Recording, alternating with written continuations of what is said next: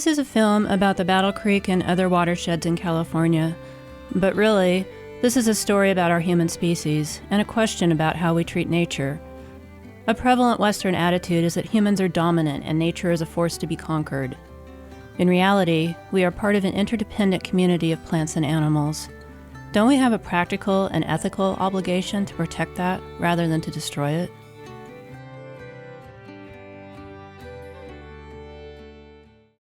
Human supremacism is the biggest problem that we face, the biggest problem the world faces, because we're not facing it. It's wrong on so many levels, from it's simply factually wrong to it creates this strange notion, that this incredibly narcissistic notion that everything is there for you to use, and in fact everything is a thing and it's not other beings. And it creates this, and it's also wrong because it's killing the planet.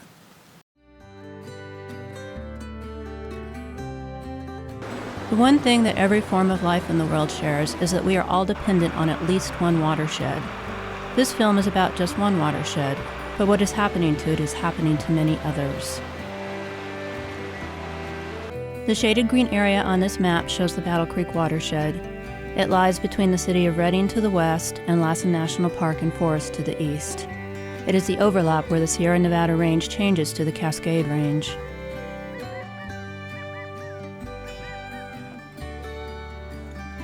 Battle Creek is one of the largest tributaries of the Sacramento River, which in turn flows into the Bay Delta.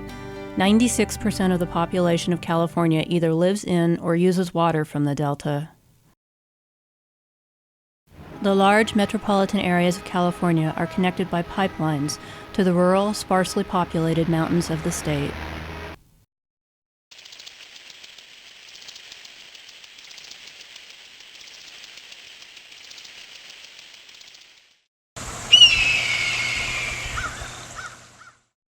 The Battle Creek watershed is one of the last remaining streams that supports wild-run salmon and steelhead.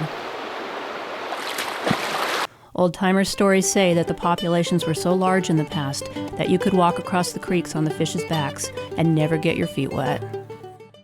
The industrial timberland in the Battle Creek watershed had been logged using the individual tree selection method for many years. But in the 1990s, a new owner came to town in the shape of Sierra Pacific Industries.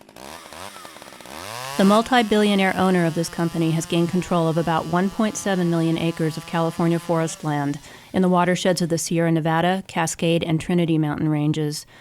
That's 2,656 square miles, larger than the state of Delaware, more than twice as large as the state of Rhode Island. Battle Creek watershed is neither less nor more important than any other watershed, but beginning in 1999, this watershed became the site of the taxpayer-funded $130 million Battle Creek Salmon and Steelhead Restoration Project. The restoration project is downstream of the industrial timberland. The Battle Creek watershed is a microcosm of what is occurring in California, in other states, and throughout the world.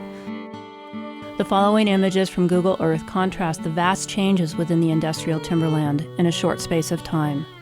This aerial photo from 1976 shows the relatively unbroken forested areas. By 1998, the area had not changed much, but the clear cutting was about to begin. By 2004, the regularly shaped brown holes of 20-acre clear cuts began to appear. 20 acres is about the same size as 4 city blocks. Each brown hole is a unit within an overall plan that covers approximately 1,000 to 2,000 acres. For an idea of scale, Golden Gate Park in San Francisco is 1,000 acres, and Griffith Park in LA is 4,300 acres.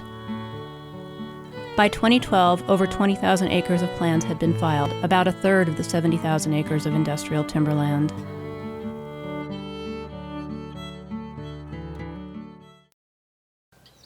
Private property rights are important, but suppose your neighbor puts a shooting range on his property. If the bullets start flying through the windows of the houses in your neighborhood, your neighbor is affecting more than his own property. That same concept is why there are environmental laws, to protect the good for the many over the good for the few.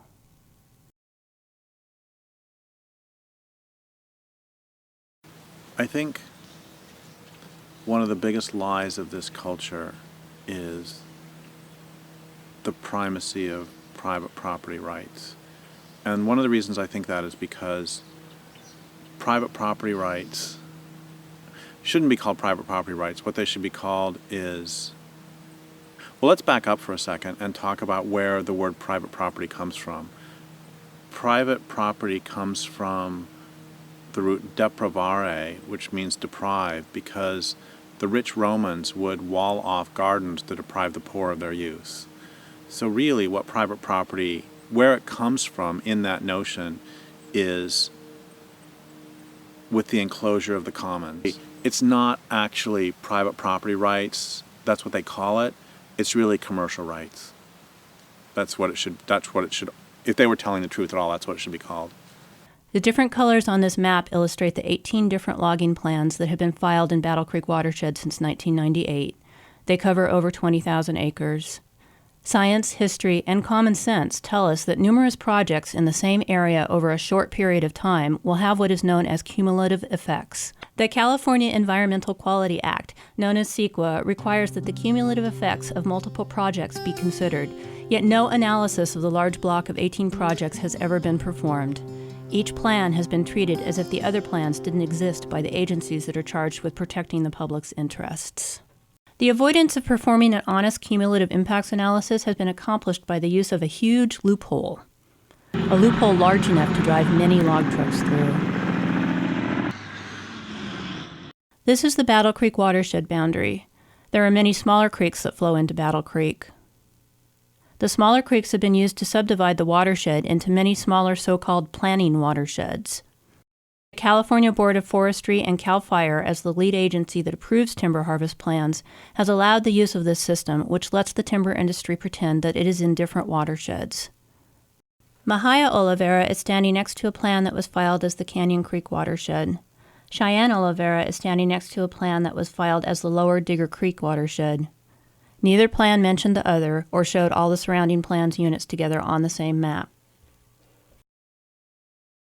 They're saying they're different even though they both lead to the same creek. They both lead to Battle Creek, and all the destruction and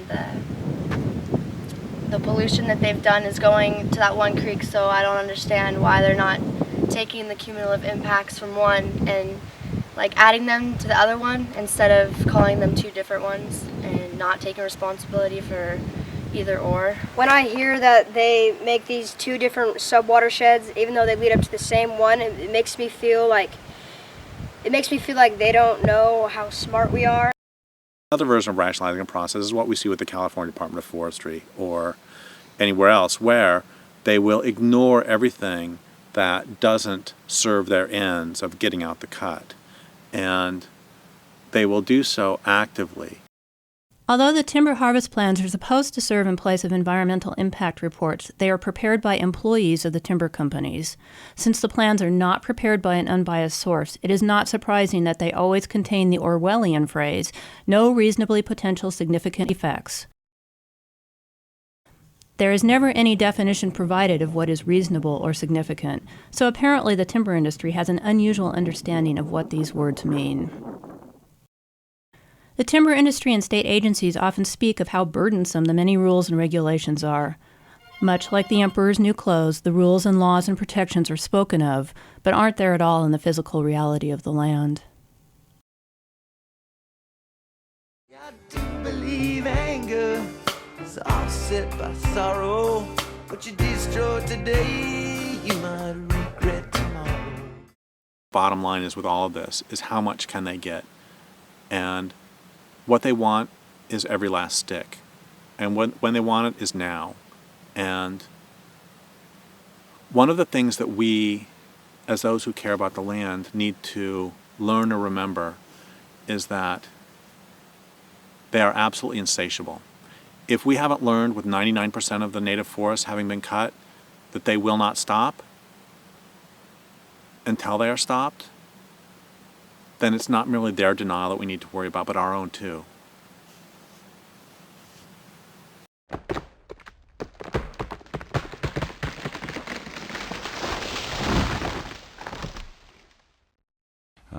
As most in the room, if not all, know, THPs are comprehensive environmental documents that are reviewed by 4 state entities.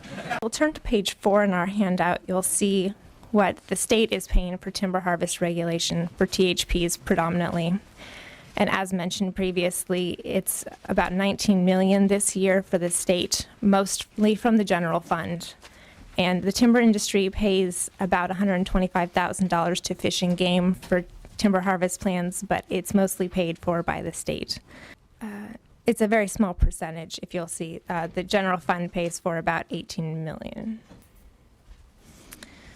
This is one of the few regulated industries that is paid for from the state and not from the regulated industry. The LAO has an ongoing recommendation for a fee. We recommend this partially or mainly because it's policy in this state that we've had regulated communities pay for the regulation that they require. The harvesting and timber on private lands has impacts on watersheds that go beyond the bounds of a timber harvesting area. It affects the state, and since it needs to be regulated, it should be paid for by the regulated community who gets a benefit from timber harvesting. This is consistent with general policy, as I've mentioned, and as the chair mentioned, almost every other department in resources and environmental protection charges fees.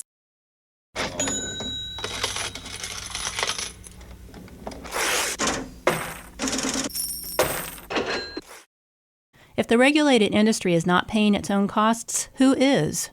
Yeah, you know.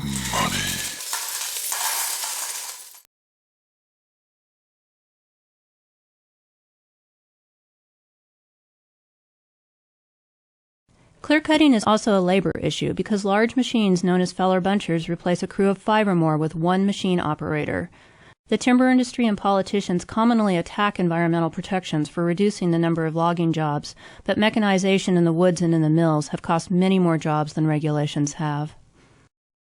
Randy Compton has lived in the Pitt River watershed a little to the north of Battle Creek watershed since 1953.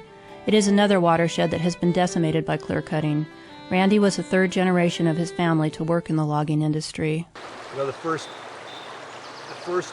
I first went to work in the woods, it was, I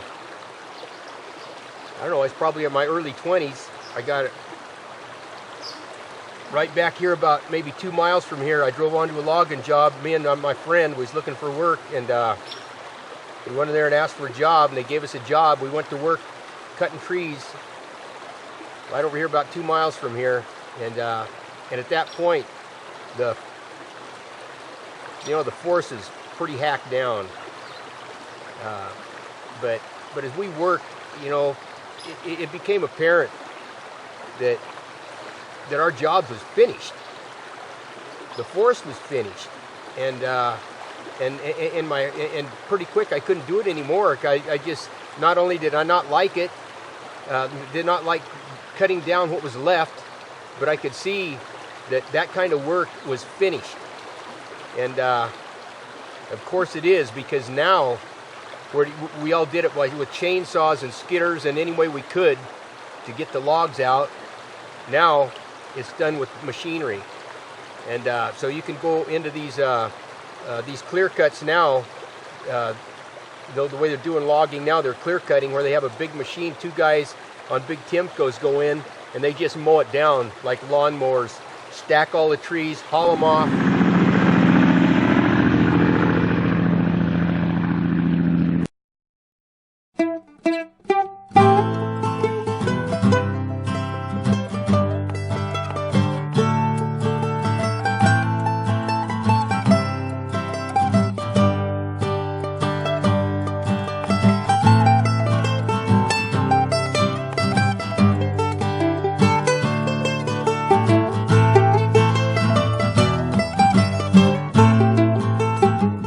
According to the state's Employment Development Department figures, there were 16,226,600 jobs in the state in 2011.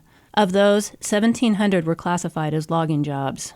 That equals a little more than 1/100th of 1% of the total jobs.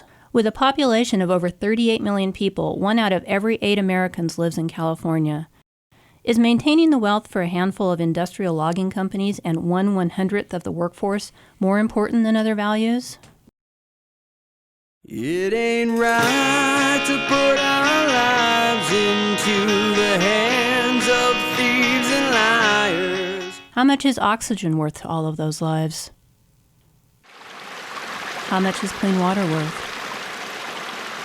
What price tag do you attach to the plant and animal species that inhabit the natural world?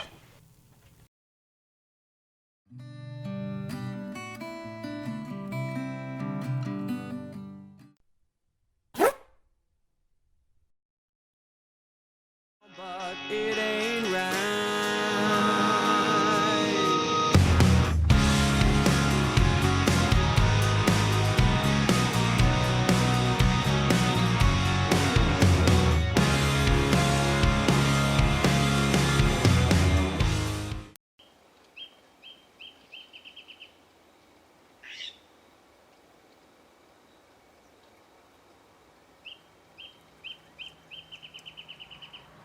Okay, how can you not like plants? How can you not be grateful to plants? All life on Earth, with the exception of some blue-green algae in hot springs, is based on plants. And the diversity of plants means that there's a diversity of animals that depend on those plants for shelter and food, and that there's enough different kinds of plants that no matter what the planet decides to do climatically, there will be something that survives.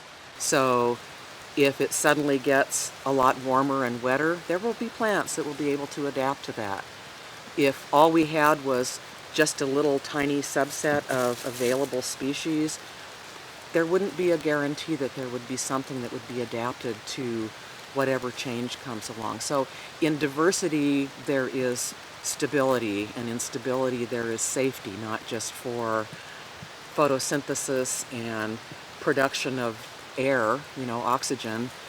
All those things make it possible for us to keep living here. And so plant diversity is fundamental to our ability as a species to survive whatever comes on this planet. Timber harvest plans are required to list any rare or endangered plants that live in the area that will be cut. As an example, Butte County fritillary was found in areas that were planned to be clear-cut. Before logging began, the timber harvest plan stated that as a conservation measure, plant protection zones would be established in clear-cut units where the plant was present.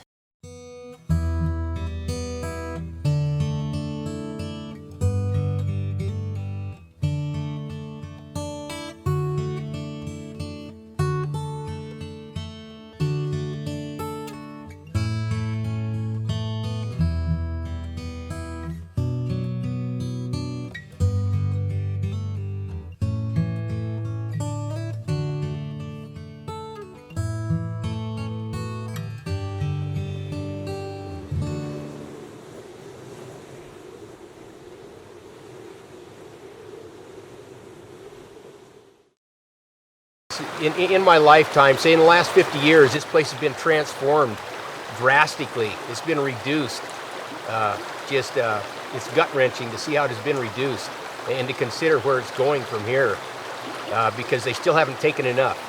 They're demanding more and more and more. And the diversity is something that nobody will ever understand. Nobody will ever see it the way that we saw it. We think we know which organisms are important, which animals and plants are important, because they're important to us right now. We are so unable to choose which things are important long-term to even ourselves, let alone the planet. I'm thinking not that long ago, Pacific Yew was considered a trash tree and was just ripped out and thrown away during timber harvest, and not that long ago it turned out to be the source of a life-saving breast cancer treatment that has saved a lot of lives, including mine. And that story sticks with me. Now we're careful about that tree. We didn't care about it before because we just thought it was in the way.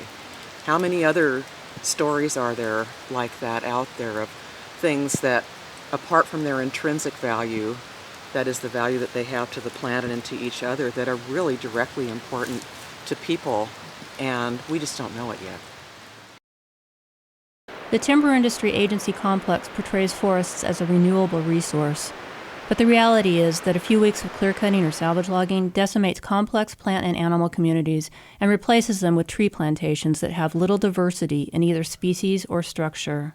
You know, California as a whole has somewhere upwards of 8,000 different plant species, which is larger than many entire countries. And here, while you have these such a great number of different habitats, right here we're next to a riparian zone along a creek. We're in a mixed evergreen forest. We walked through chaparral to get here. Within a mile or two there are open grasslands and oak woodlands, fantastically diverse. And I would guess that within, say, a 5-mile radius of here, 1,500 species, a lot. A diverse forest that has not been clear-cut or salvage logged has a structure that consists of different ages, sizes, and species of trees. It has an understory of many kinds of shrubs, grasses, and flowering plants. It has organic matter on top of the soil that enriches and protects the soil. It has mosses and fungi and uncountable numbers of organisms within the soil.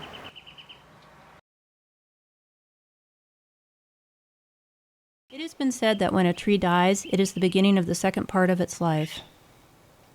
Large dead trees and downed wood provide shelter and nesting places for many other species.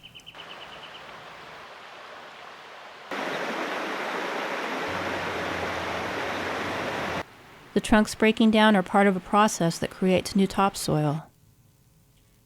In California, it takes about 500 years for an inch of topsoil to form. That dirt you're standing on? It started being made about the time Columbus was sailing around. When that soil began transforming into its present self, the big trees that were cut in the early 1900s were young, probably about 60 to 80 years old, the age that trees are being cut today.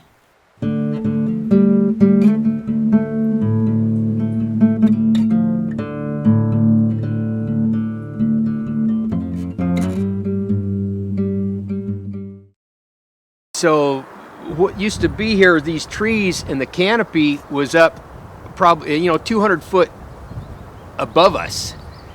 The floor was filled with layers of compost, probably a good 2 feet deep. 7 feet that way.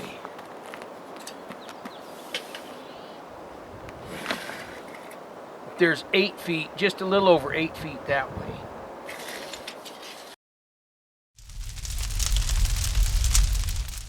In August of 2012, a fire began in the Battle Creek watershed. By the time it was contained 2 weeks later, nearly 28,000 acres had burnt. All of the 52 homes that burned were on the edge of the industrial timberland. The suppression cost of over $34 million was paid for by us, the general public, as are all the firefighting costs on industrial timberland. About 2/3 of the land that burnt was the industrial timberland that had been heavily clear-cut in the preceding decade. CAL FIRE's official report did not mention a word about the extreme change in the amount of forest cover and used maps that showed none of the clear-cuts. Yeah, removing the forest overstory allows obviously a lot more solar radiation to come into the forest and hit the ground and cause the microclimate of the area under the tree canopy, the remaining tree canopy, to become much warmer. That then dries out the litter, the plants, and everything, and creates an environment that's much more conducive to fire. It's easy to see the difference in soil temperatures between a clear-cut area and an uncut area.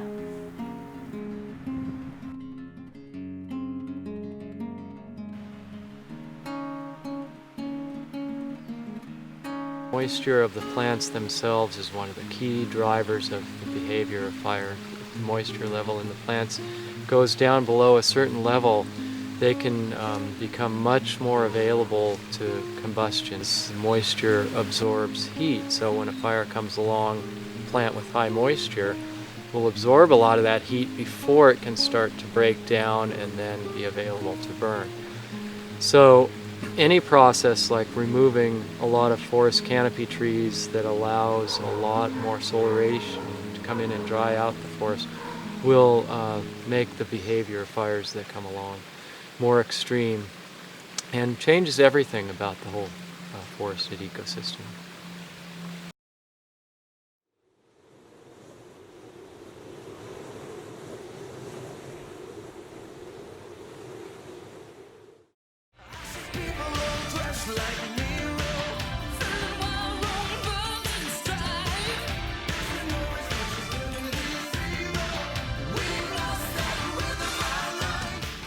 Salvage logging after a fire allows even more decimation than does clear cutting.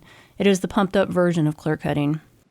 After a fire, timber companies are given an exemption from the normal rules. There is no acre limit. There is no public comment period. There is no attention given to cumulative impacts.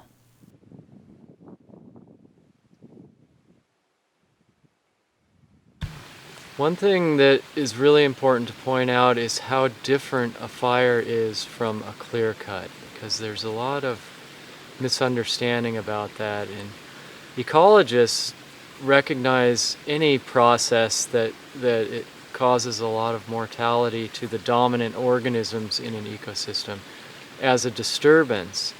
And a disturbance, a measure of the intensity of a disturbance is how much biomass is removed by that disturbance. And that's where you can really see a major difference between a fire and a clear cut. A fire removes surprisingly little. I mean, it does give off a lot of smoke, and the foliage, a crown fire that burns through a forest will consume the foliage and the small twigs of the trees and the litter on top of the soil. But almost all the other biomass, which is 80-90% of what was there before the fire, will still be there. And that, again, provides this legacy to what was there before the fire and is so important to the successional processes and the biodiversity that comes in after the fire. In contrast, a clear cut removes so much biomass. Potentially, you remove all the tree biomass, and because of the process of doing a clear cut often results in creation of slash that's then burned off, you end up removing almost all the biomass in the soil. If the site is then treated to deal with the slash. So the magnitude of a disturbance that a clear cut is many times greater than a fire. And ecologists have long known that disturbances are good for biodiversity if they're not too severe so that they cause a lot of stress and remove too much biomass, and if they're not so light that they don't have any effect. And the burned forest with those standing trees is a really rich area for biodiversity, whereas the clear cut with just the stumps and then later the even-aged plantings of conifers with nursery genomes, that's just so much more simplified that it's not going to be a high biodiversity environment, or a lot of species just won't really be able to make it in that environment. A common practice is to use chemicals to kill plant species that are in the way of logging. A year before the fire, shrubs were sprayed in planned clear-cut units and left standing dead as shown here. These units were 0.2 of a mile from where many homes burned. Chemical herbicides are also used after clear-cutting to kill native species that might compete with the replanted tree plantations. These chemicals are known to be toxic to people and wildlife. Usually only invasive species such as mullein, star thistle, and bull thistle survive the chemicals. When a severe disturbance happens, especially if that's followed up by more trauma to the system, either from more mechanical disturbance or application of chemicals, that tends to skew the system away from some of the species that would normally come back and leave not only a reduced set of things that are able to survive and reproduce in that kind of traumatic disturbance, but it also makes a pretty happy place for invasive non-native species. Any kind of impact, the soils are in a really delicate condition immediately after fire. There's a whole vertical structure to the soil, and seeds that are capable of germinating and emerging from the soil are at a distinctive depth within the soil. At the very soil surface, the seeds will have been killed.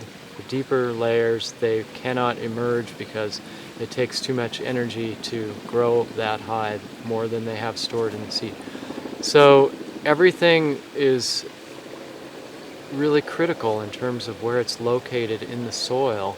And when you turn over the soil, it modifies those seed banks, and it's not going to allow the same kind of plant growth that you would get when you don't have that. It also creates a tremendous stress in terms of the nutrient availability to plant growth, and those kinds of things are the increased stress is something that favors the invasive species to come in.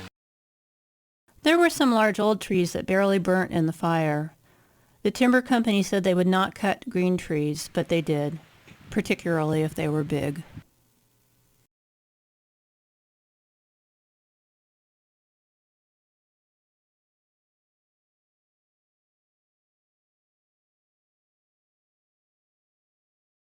There is still more clear cutting occurring near the edge of the 28,000 acres of burned and salvage logged land.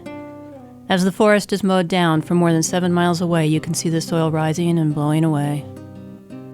As long as the regulatory agencies do not require a true cumulative impacts analysis, those who loot the land for short-term profit will be able to return time and time again.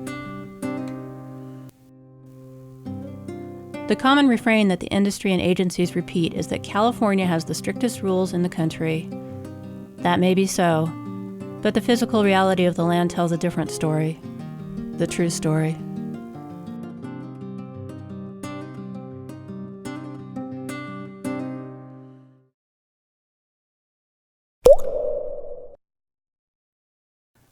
The water cycle is one of the cornerstones of life. We tend to view water as something that is always there, in an unlimited supply. But there is actually only a limited amount of fresh water in the world, and it is constantly being recycled by the processes that are as old as time. Rain falls. Some rain is absorbed by plants into their roots, stems, and leaves. Then it is transpired out into the air to become clouds and fall as rain again. A watershed, then, is all of the land that drains to a given point on a stream or on a river. It includes everything in it, from the forests to the trees to the geology, roads, everything, and groundwater and surface water. When it rains, water runs off into the stream or it sinks into the ground. And so basically a watershed is like a functioning, it's like everything that affects the flow at a given point in a river is the watershed above that point. There are 153 watersheds in California. Probably most people don't know which watershed they live in and may not even think about where their water comes from. These are some of the places in the Sierra Nevada and Cascade mountain ranges where water in California does come from.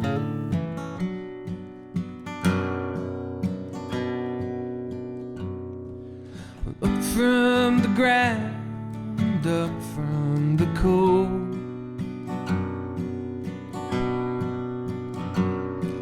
I've been here before, I know how this goes.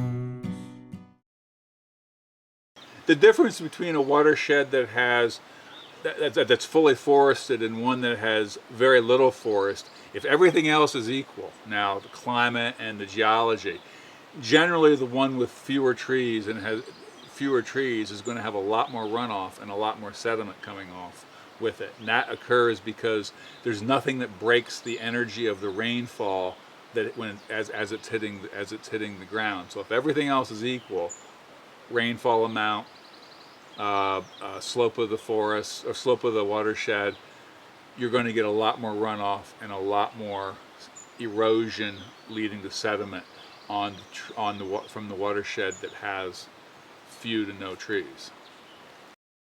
Basic Hydrology 101 is that water flows downhill. Eroded small particles of soil known as sediment wash down slopes and roads and eventually find their way into the nearest stream channel. Roads are one of the effects or one of the factors that can affect sediment and runoff from a watershed. I mean, logging operations increase roads, but just roads in general, they tend to be, because they cut across contours, they capture and collect runoff. They tend to concentrate that runoff, and the roads then oftentimes will either cause erosion themselves. They will either erode themselves and be a large source of sediment, or they will collect runoff and send it across open ground in a concentrated fashion and cause erosion further downstream. The red lines on this map detail the many logging roads in the watershed. It has been estimated that the road density is between 4.5 to 9 miles of road per square mile in the area.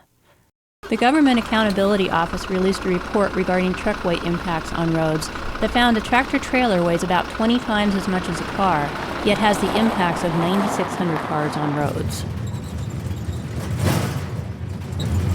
Logging operations in the Battle Creek watershed, the different watersheds, Bigger Creek, Rock Creek, the different sub-watersheds in the area, it's essentially an uncontrolled experiment, because there isn't any given area that is not being logged and is then therefore being controlled to see what the effects of logging are.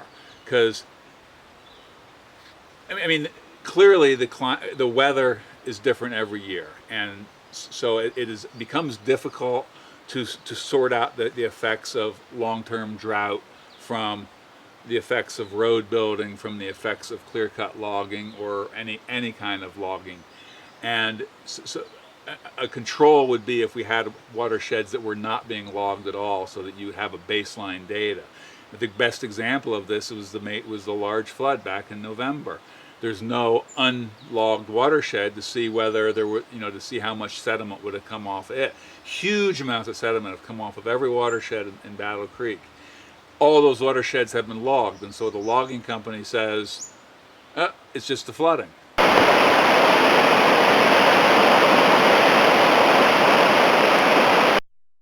Many of the agencies rely on what are called best management practices to prevent sediment problems, even though most researchers say that they are not effective.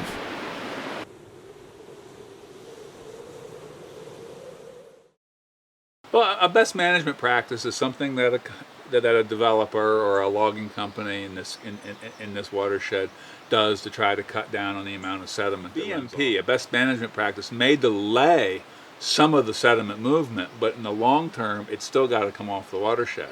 And the only way to recover the watershed is for the trees to grow back. And best management practices are a Band-Aid on a gushing wound.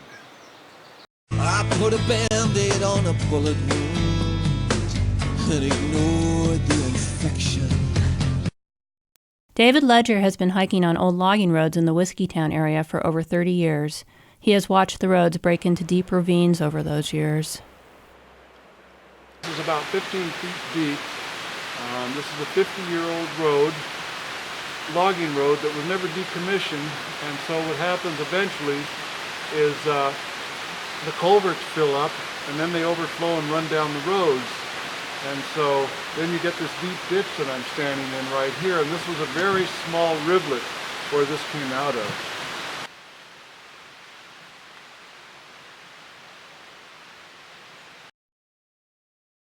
Sediment in water is also called turbidity and is measured in NTUs. Upstream of the salvage logging, on a day there was less than a half an inch of rain, this creek measured 3.09 NTUs. On the same day, this creek downstream of salvage logging measured 165.0 NTUs. The water temperatures are much higher in the salvage logged areas too. The highest temperature in this creek before 2013 was in the low 60s. After the fire and salvage logging, the temperature has been in the high 70s. Higher temperatures can be lethal to aquatic species.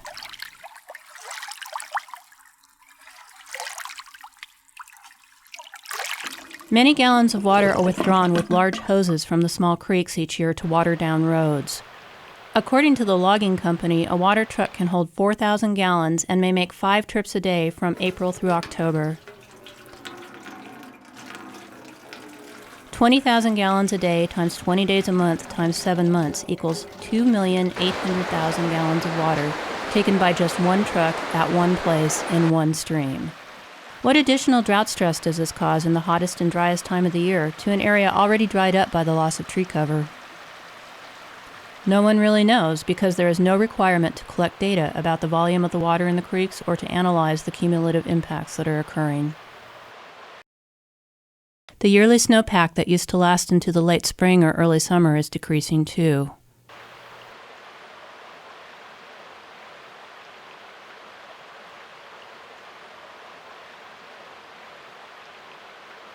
Just today is March. We're getting to the end of March, and at that point, right now at that time, at this time of year, when I was a teenager, this would have been about 8 foot of snow in here, something like that. Probably 6 to 10 feet of snow on a normal year. That never happens anymore. It's hot, and everyone is feeling it.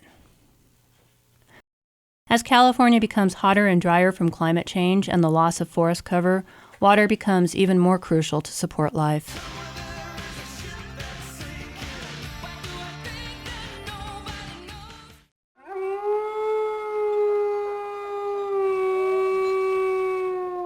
We are in the period that scientists are calling the sixth great extinction, as in there have been only 5 others in hundreds of millions of years.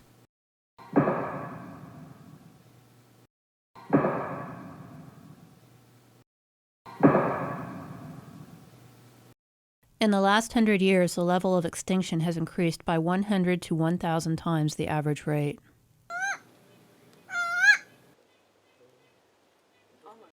We are currently in the midst of one of the great mass extinctions that's ever occurred on this planet. This is the 6th mass extinction of species. And this mass extinction is caused undoubtedly by human beings.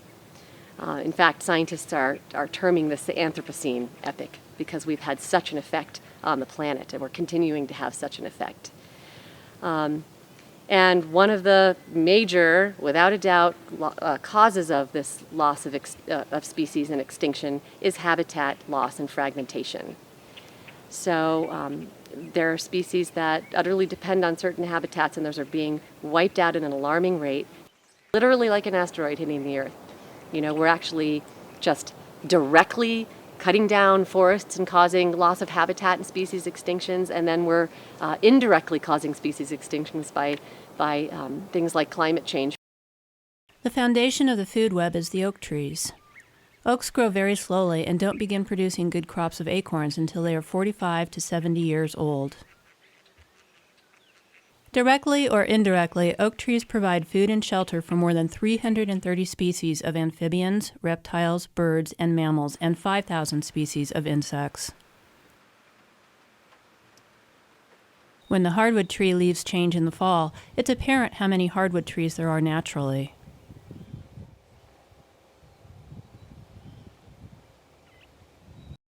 There are no rules that require oaks or other hardwood trees to be retained in most of the industrial timberland, so very few are spared. The ones that are left are usually damaged by machinery and have lost the protection against wind and cold and heat that an undisturbed forest provides. Wildlife use trees at every single stage of the tree's life. So when they're small seedlings or saplings, they provide food for deer and for small mammals. When they're larger, they provide structure, places for animals to nest and den. California is exceptional in its biodiversity, being ranked number 1 in the 50 states. But it is also ranked number 2 in the number of species at risk and number 3 in numbers of species extinct. Habitat fragmentation occurs when you essentially eliminate some habitat. So you'll have an area of habitat. Let's say you clear cut half of that habitat. Already you've lost half of the space that forest-dwelling species need to survive. So the rest of them are all crowded into a smaller area of habitat. And what you've also done is created essentially a barrier. Many species can't cross that barrier to get to new habitat. So you're actually just kind of losing a total amount of habitat. You're making it less and less, but then you're also creating barriers to movement and making it more difficult for wildlife to find each other. So you're reducing their population potential because there's just not as much habitat, and you're making it more difficult for them to find each other and reproduce and breed. It's harder for plants to be able to disperse, plants that are in the forest. So it's really one of the major causes of endangerment and extinction of species, when you're just losing habitat and then also creating barriers to movement. It would be like in your own, let's say your town, all of a sudden half the town was taken away and everybody else had to crowd into the remaining half. And let's say it's taken away by a huge flood and it's surrounded by water, so it's a barrier and you can't move. You're forced to live inside a smaller area of habitat, so it can just support fewer people. And maybe there's some really critical areas that were removed. Maybe there is a place that provides important food sources that was taken away.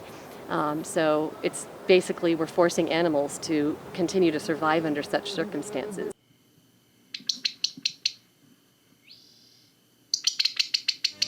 Nowhere to run to, baby. Nowhere to hide.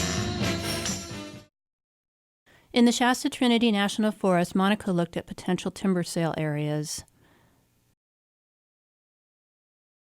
This is a beautiful, very large snag of a sugar pine that measures 16 feet 2 inches in circumference. And what is that diameter? 62 inches. 62 inches diameter. And 5 feet. you can see at 5 feet. So you can see there's already evidence of lots of woodpecker foraging on this tree. A tree doesn't really die. It continues to give to the forest.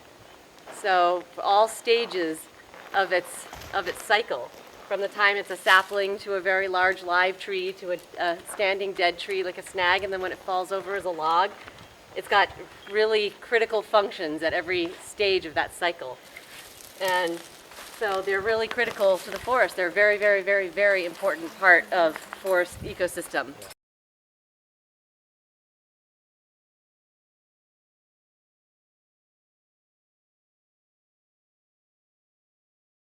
This unit in a past timber sale on public land was termed habitat restoration.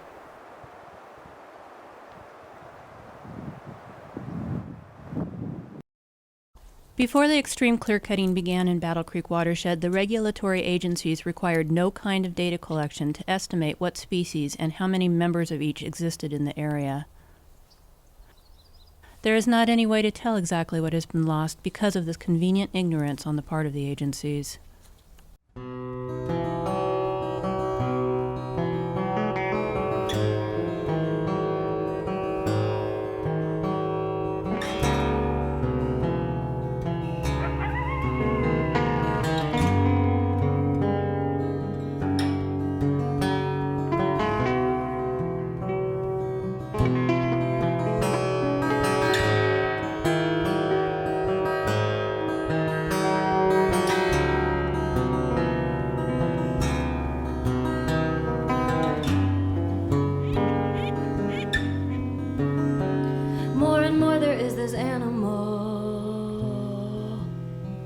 Looking out through my eyes at all the traffic on the road to nowhere, at all the shiny stuff around to buy, at all the wires in the air, at all the people shopping for the same blank stare, at America that drastic, that isolated geographic that's become infested with millionaires. Yes, and I think when you grow up surrounded by willful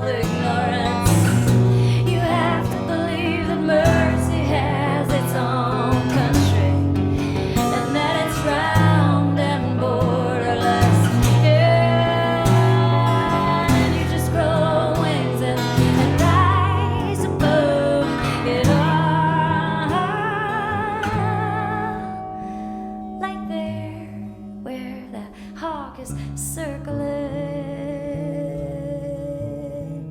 above that strip mall.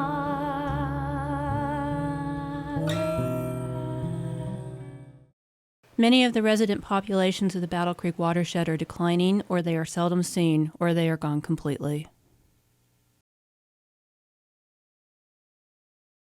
The wildlife shown throughout this film are just a tiny sample of some of the other kinds of life in the watershed that we share time and space with, although they are given no voice or vote about what happens to their home.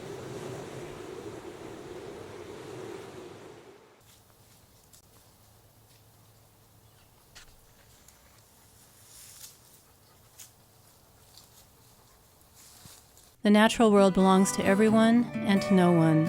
It belongs to itself, but it gives to us. Down in the wildwood spring.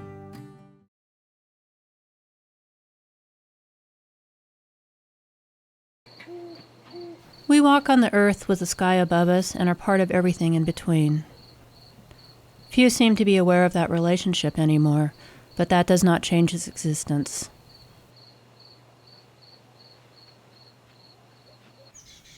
A wise person said, "Man did not weave the web of life, he is merely a strand in it.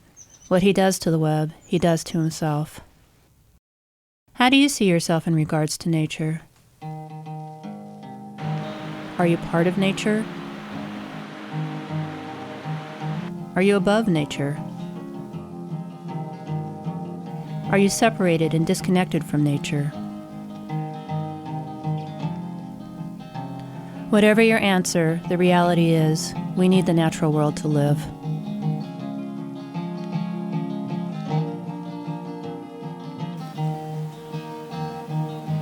Is this belief that you can continually take without giving anything back. And one of the best lines I ever read was by John Livingston, and he said, "There is no surplus in nature." Now, when I moved here 25 years ago, it never occurred to me it would ever be like this. It just wasn't something you never thought would happen.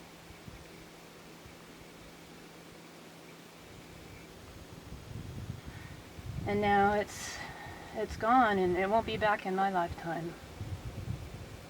It may never be back at all, not with how much hotter and drier it is than it used to be.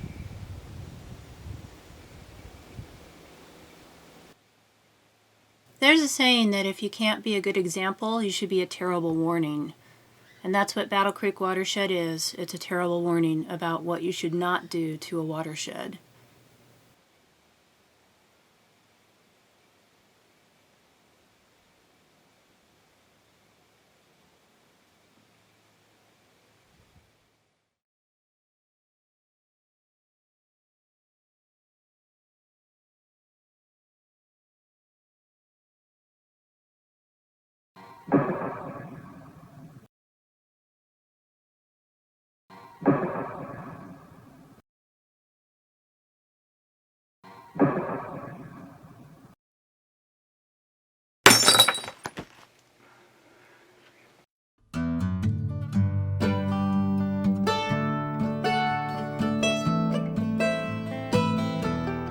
Many years ago, he looked out through a glassless window.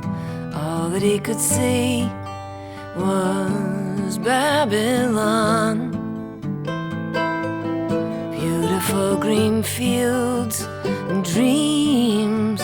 He learned to measure the stars, but there was a worry